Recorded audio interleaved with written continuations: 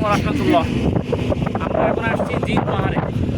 তো জিন পাহাড় মূলত আমরা বলে থাকি জিন পাহাড়, জিনে নাকি কোনো কিছু রাখলে, গাড়ি রাখলে বা বোতল রাখলে উল্টো দিকে চলে যায়।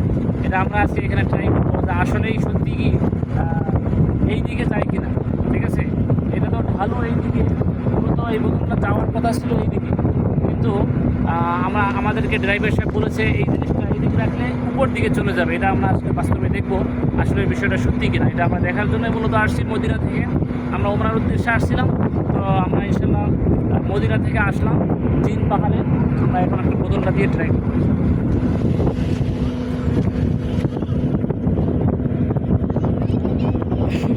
সত্যিই চলে যাচ্ছে, আমি আরেকবার দিয়ে দেখি আসলে যাই কিনা।